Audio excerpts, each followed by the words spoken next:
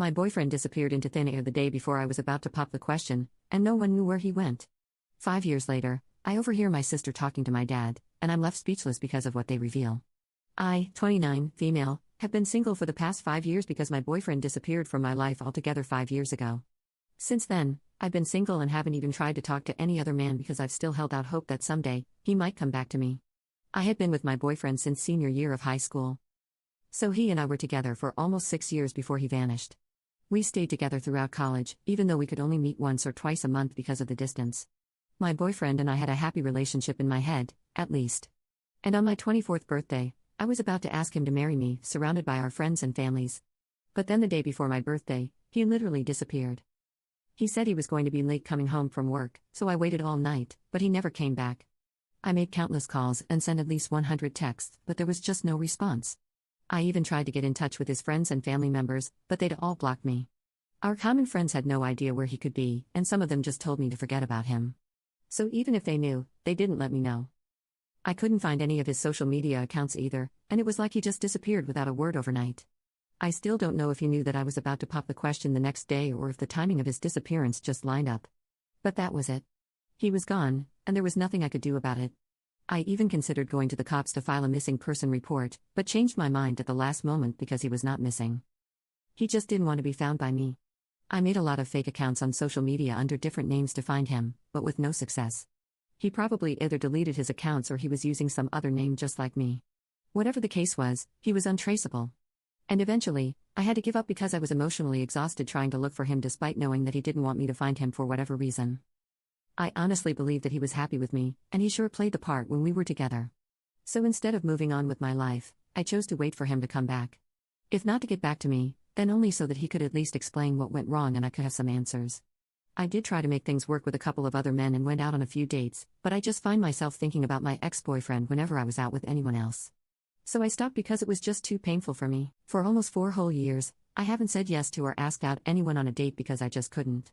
I'd be fine otherwise, but every time I'd even consider going out on a date, my ex's face would pop up in my head like a warning sign. So I just gave up on it.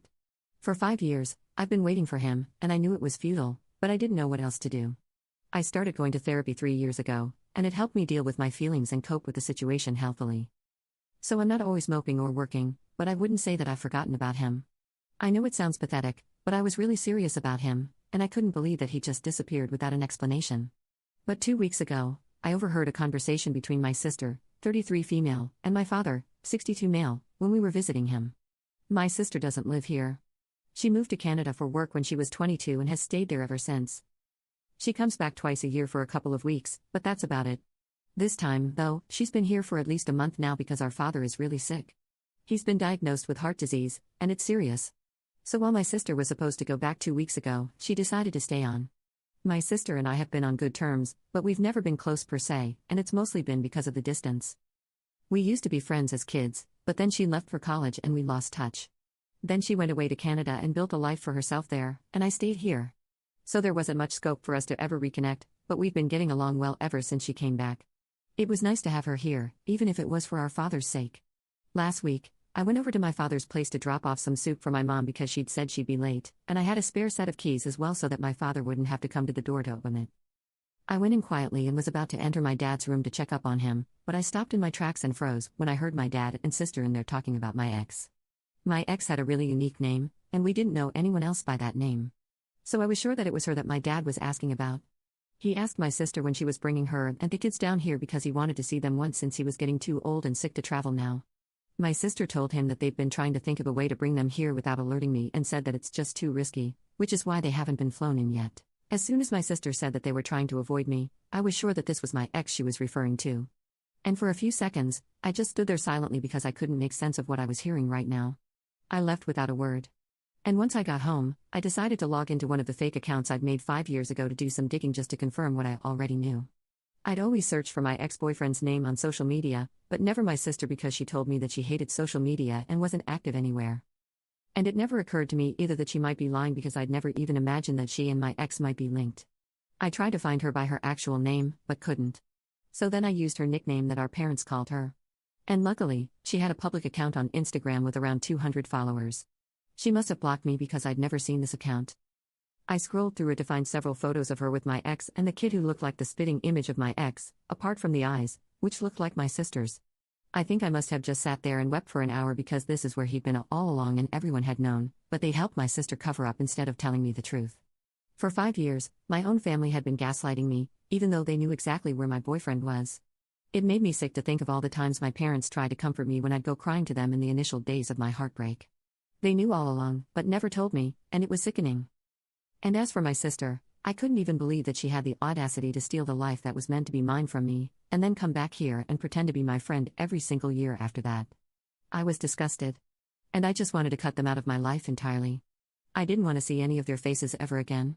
But before I did that, I decided to leave them all a little message because I wasn't going to just disappear like my ex did. I wanted them to know that I knew what they'd done, and I was never going to forgive them for it. They'd ruined my life.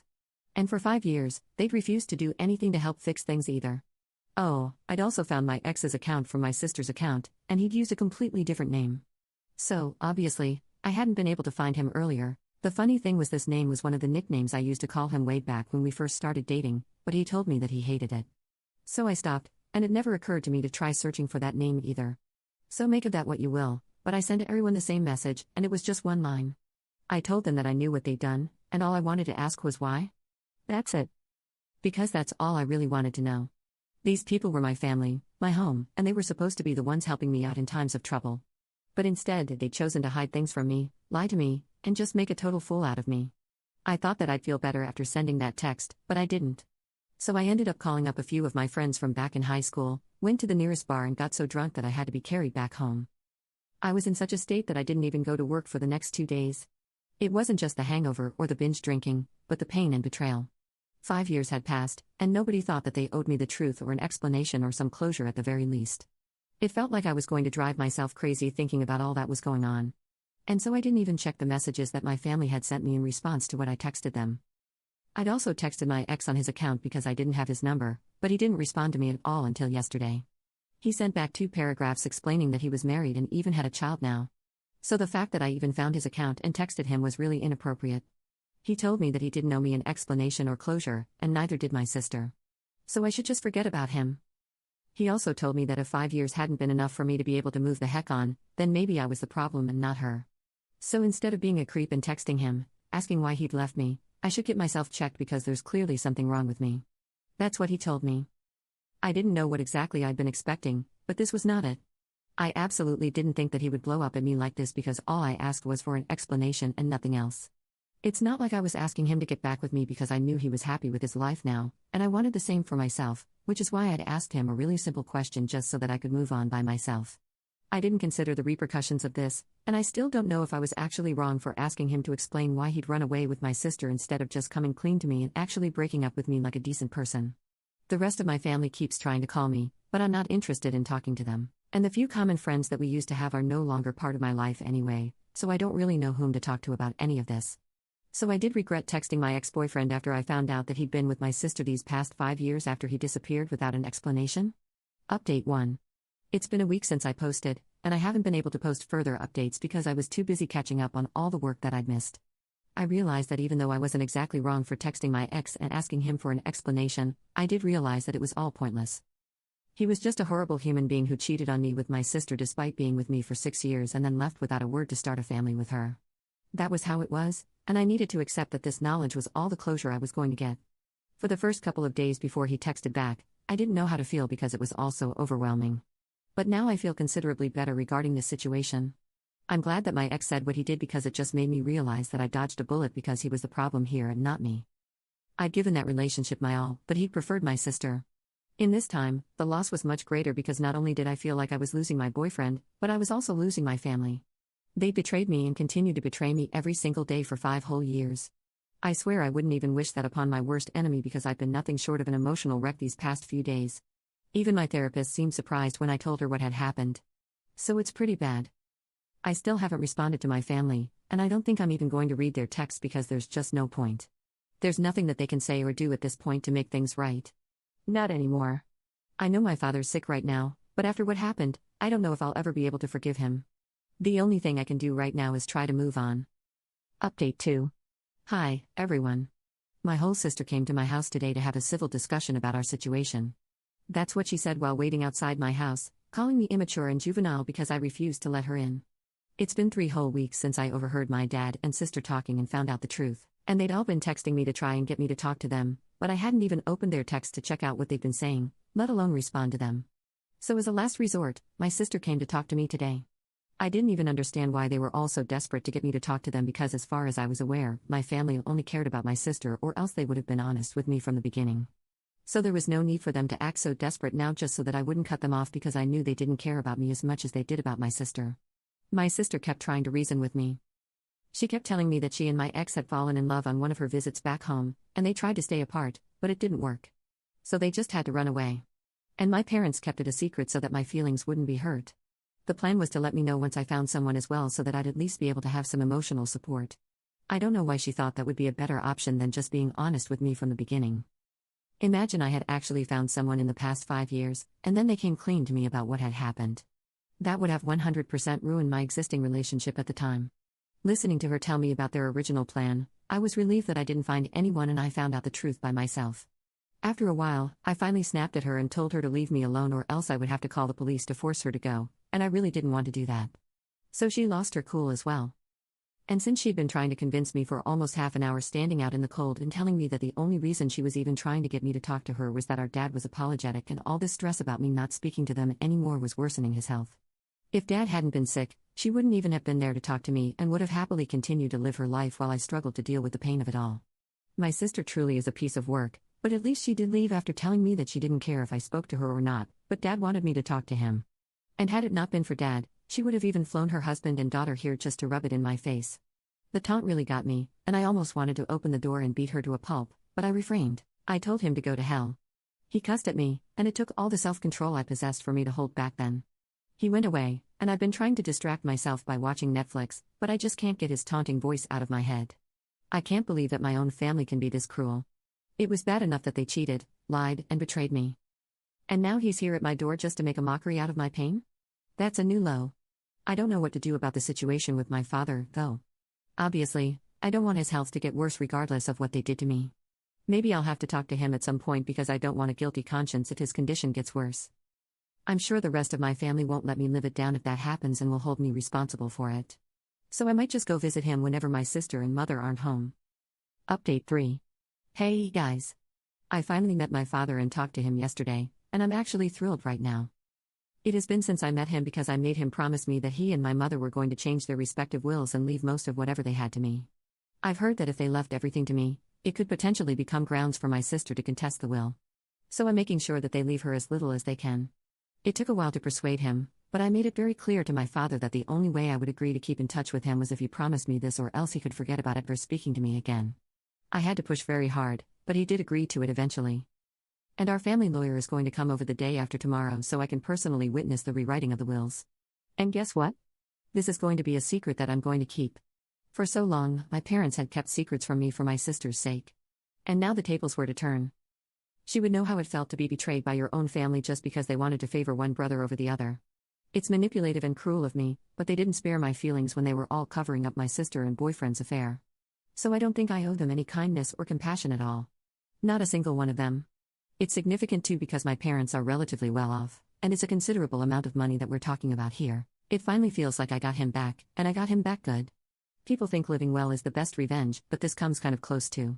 If you ask me, yesterday, when I met my father, I was skeptical about what was going to happen, and I didn't really have a plan as such. I didn't know what to expect, but at least my sister and my mother weren't home. It was just us. As soon as I entered the house, my father burst into tears and hugged me and started apologizing while talking about how much he regretted his actions, but it just didn't hold any meaning to me. I felt empty and numb even while he was crying and only comforted him out of habit and not love. He then ended up confessing that he and my mother had known about their affair all along after they caught my ex with my sister in her room one night while she was visiting. My boyfriend and I had been together for almost 4 years by that point. So this was 2 years before they eloped. I was in the other room and had no clue, but my sister begged them to keep it quiet. And so they did because they knew they were in love. They all meant to tell me, but they just couldn't get the timing right. And then I decided to tell my parents that I was proposing. They told my sister, and within days, they'd arranged a flight for my boyfriend to move to Canada to avoid the proposal altogether while I searched for him like a madman back then. They'd warned all their friends, relatives, and literally anyone who was likely to talk to me to never speak of my ex's whereabouts. And that was how they made sure I never got to know. I must say that my family was quite impressive when it comes to acting, and I'd nominate them all for Oscars if I could because they played the perfect parents, comforted me day and night, and pretended to be there for me. Behind my back, they attended my sister's wedding and their baby shower and would often take vacations, which meant that they were going to visit my sister and my ex, but would then Photoshop themselves into other locations just to fool me. They went to such extreme and insane lengths just to fool me. My father was telling me the truth now just so that I would forgive him. But if anything, it just made me feel even more frustrated and outraged. So I gave him a piece of my mind and then told him that now if he wanted to make it up to me, he'd have to change his will. It just popped into my head when he was telling me all about their secret life. And I knew that even if I didn't have the emotional support system I wanted, I could at least demand monetary compensation. So that's what I did, and soon enough, I'll be entitled to 90% of whatever my parents have, and my sister will end up with nothing. I'm obviously still going to cut her out of my life entirely. And I've told my father that as well, that he's the only person whom I'm still willing to keep in touch with only because he's sick. He wasn't too happy about it, but he should be grateful that at least I agreed to speak to him after everything they've done to me. Although I might change my mind later. I don't know.